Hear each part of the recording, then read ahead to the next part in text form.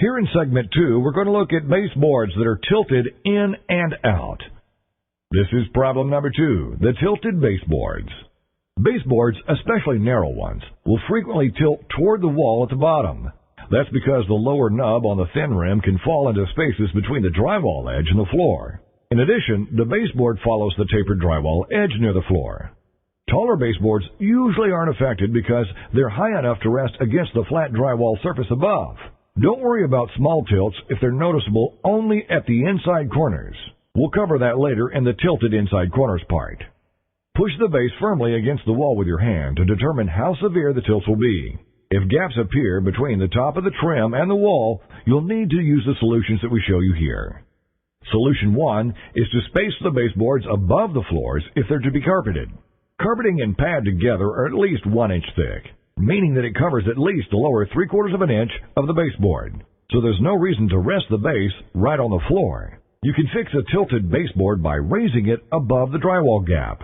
Cut a few 3/8 to 1/2 inch thick spacers. 6 inch long scraps of standard base will do. Lay them flat on the floor every few feet, and then cut the base to fit. Rest it on the spacers, and then nail it into place. This technique also leaves more of that handsome baseboard showing above the carpet. One more thing. Carpet installers prefer to cut the carpet a little long and tuck the excess into the gap for a neater job.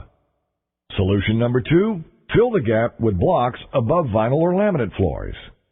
When you're installing baseboards over vinyl, wood, or plastic laminate floors, the best way to handle gaps between the drywall and the flooring is to shim the gap with narrow blocks of 1/2 inch wood. Any wood will work, but chunks of 1/2 inch scrap plywood are ideal. Cut the blocks and tuck them into the gap every few feet. There's no need to nail or glue them into place. Just install the baseboard right over them, tight against the floor. It's best to keep the nails at the bottom of the base above the gap so they'll go through the drywall and not air. Problem number 3, the dreaded tilted inside corners.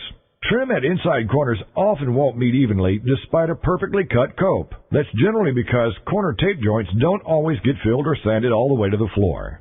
The tapered drywall edge can also cause tipping. The solution? Cut short test pieces to check, then install an adjustment screw. The key to a clean inside corner is to use test pieces to help you prepare the corner for the permanent base.